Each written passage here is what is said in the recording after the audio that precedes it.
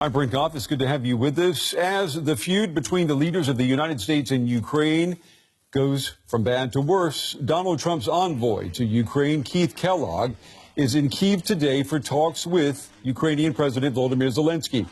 Kellogg is there to discuss the conditions for further U.S. military support, but tensions have escalated into a war of words between Trump and Zelensky.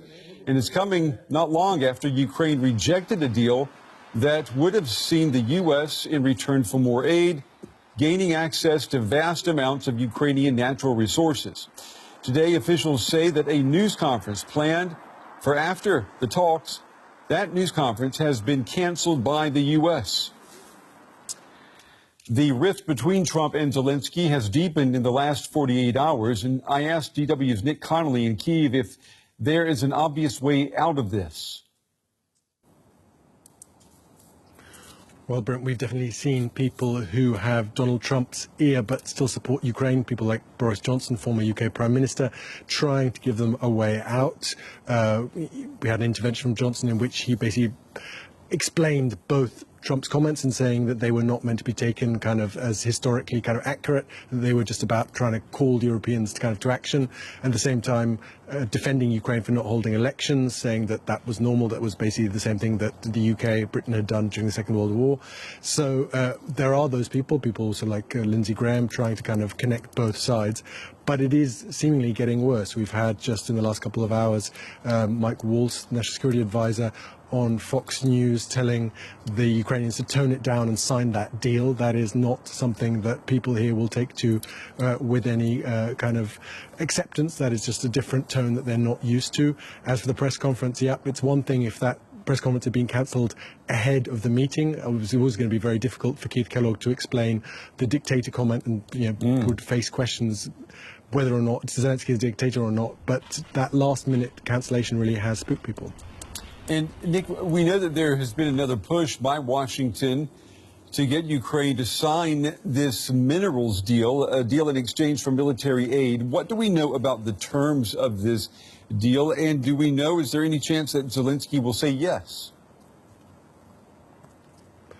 So the terms are not out in the open. There have been various stories with unnamed sources, some of the Ukrainian sources saying that this is vast. This is not just about, a kind of participation in minerals extraction, that Trump wants hundreds of millions of dollars in return, a lot more than US aid has so far totaled, and that it goes beyond minerals, that it would include ports and other kind of strategic objects coming under kind of American commercial control, largely seemingly to the exclusion of other countries, of European business also kind of shut out of this deal. So it is much, much bigger than we immediately kind of afterwards imagined. And it seems for now that Zelensky, sees no way of signing this. And, basically, for now, this is, a kind of slow motion crash that is happening with little kind of, way out, no seeming willingness to compromise from Washington. Yeah, a crash, and bystanders can't help themselves but to watch. DW's Nick Connolly reporting tonight from Kyiv. As always, Nick, thank you. I spoke earlier with our Brussels correspondent Rosie Burchard about how European leaders see this escalation of rhetoric by Trump towards Zelensky. Look, they are very jittery indeed because, of course, they're trying to strike this balancing act between avoiding the ire of President Trump, but also declaring that some of these accusations made by the US president are entirely contrary to European positions. So we've had Germany, for example, saying that some of the president's accusations against President Zelensky lacking democratic legitimacy are simply absurd. But from other countries, there's been more, it seems to me, of an attempt to not to criticize on the record, but just to express their own position. So the Polish finance minister, for example, says President Trump must be misinformed, instead arguing that, in fact, Europe has contributed more financially to supporting Ukraine than the United States has. From the United Kingdom side, we heard the Prime Minister, Keir Starmer, having a phone call with President Zelensky, expressing his support for Zelensky as Ukraine's democratically elected leader, but also saying that he supports US-led efforts to find lasting peace. And when I asked the European Commission spokesperson about this today here in Brussels, they struck a similar tone, so not criticising President Trump on the record, but expressing their own position. Here's what they had to say. President Zelensky was legitimately elected in free, fair and democratic elections. Ukraine is a democracy. Putin's Russia is not.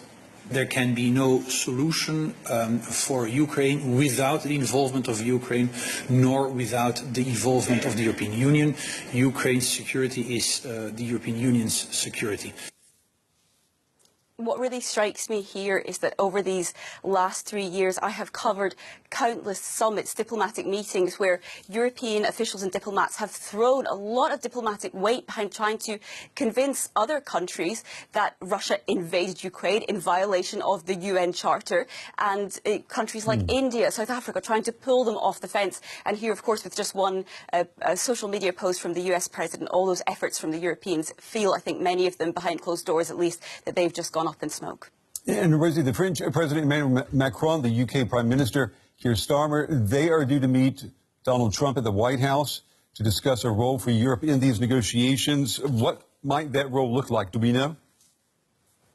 Well, we know that the United States wants Europeans to be the ones to back up any potential down-the-line ceasefire deal on the ground, because the US does not want any of its troops to be involved in a potential peacekeeping force at some point in the future. Now, it looks like the United Kingdom and France are kind of taking the lead here. We're hearing reports, discussions of some sort of a reassurance force in Ukraine as a plan, potentially less than 30,000 troops, mainly focusing on air and maritime security. Now, we should say at this stage these are just reports, but these are also just ideas, because the German position, which has been said very clearly, is that it's simply not the time, it's too premature to be talking about a peacekeeping force, because there is no deal, there is no ceasefire deal, there is no peace. Ukraine is still very much facing Russian aggression, and that so far Germany has said that they feel that this is being negotiated over Ukraine's head, and of course neither Europe nor Ukraine really has any seat at the table yet. DW's Rosie Burchard with the latest from Brussels tonight. Rosie, as always, thank you. I spoke with military analyst Frank Ledwidge. He told me more about this European idea of sending a reassurance force of up to 30,000 peacekeeper troops to Ukraine.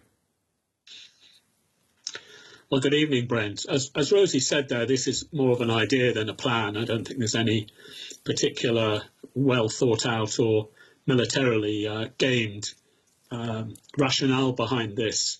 And indeed, as John Healey, the UK Defence Secretary, said today, I think quite bluntly, said we're jumping ahead of ourselves. But to answer your question, perhaps to put it into context, I've been involved in many peacekeeping missions. The first one was Bosnia, where we had a US-European force of 60,000, really well armed, really well armoured, well funded, well sorted out and supplied, and all the rest of it, for a territory about 1/12 the size of Ukraine. Now, there's a lot of variables there, and there's no direct comparison. Similarly, in Kosovo, which is about a third of that size, we had 40,000.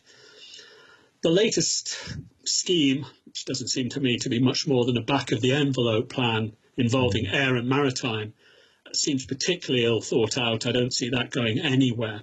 But the overall answer to your question is 30,000 troops, a fraction of whom will be able for patrolling, is entirely insignificant for any kind of credible force.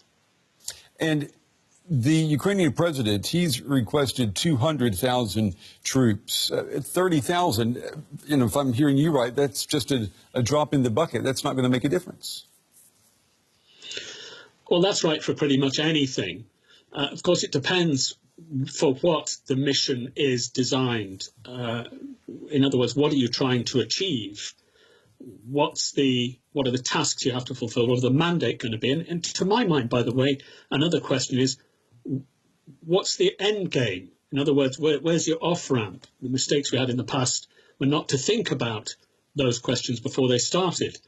These ideas of 100,000 or 200,000 for presumably some kind of border buffer force or trigger force could only take place given the requirements of rotation schedules and really quite heavy armament if other major players were involved. I'm thinking here Turkey, India, or whisper who dares China, because China's made an offer for this at the Munich Security Conference. They're the only people that can supply this kind of bulk and make sure it's sustained. And can you imagine, Frank, that actually coming through fruition, that we would have Chinese and European troops keeping the peace in eastern Ukraine? I have no trouble imagining that. Whether anyone else at sort of higher levels can imagine it, and particularly Russia and the US, or Ukraine for that matter, is a different matter. It's worth remembering that China was Ukraine's largest trading partner before the war. They're going to have an interest in rebuilding the country, and they've expressed an interest in being part of the force. Needless to say, Europe will have a say about this as well, given that they would, I think, wish to provide the core of a force. But look, European armed forces are atrophied. They're less than half the size they were 20 years ago and are not really capable of providing credible bulk or indeed credible armament or deterrent value to any reassurance force or whatever you want to call it. And so what would have to happen that would be realistic? If the United States doesn't want to be responsible for this keeping the peace operation, should it at least give the Europeans a time horizon that they can work in? Should it say, okay, you've got 5 years to put this thing together and then we will be gone? I mean, it feels like President Trump is just flipping the switch and saying, we're out of here.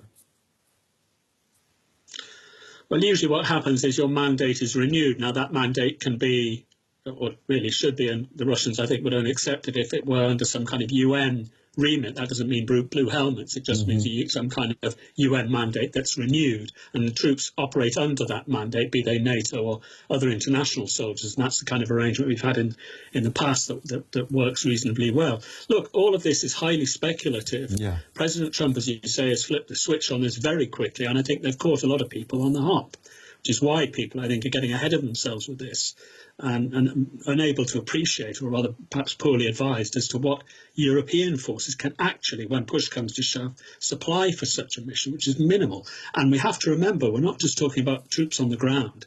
The key element to a lot of this, or most of it, is logistics and the implications of that, which are airfields, air bases. Will the Russians accept that as part of the deal? Unlikely, I think. And then, most importantly for me, as a former soldier on the ground, is what kind of cover you're going to have? Who's going to assure your safety? How are you going to be defended from drones, from aircraft, from artillery, from hybrid attacks? In other words, who's going to assure your safety? Now, in the past, that was the kind officers of the US Air Force. Now, if that's not going to happen, I'd really want to know, well, who is going to supply that kind of assurance? Military analyst Frank Ledwidge with a very important reality check tonight. Frank, as always, good to talk with you. We appreciate your insights. Thank you. Thank you, Brent.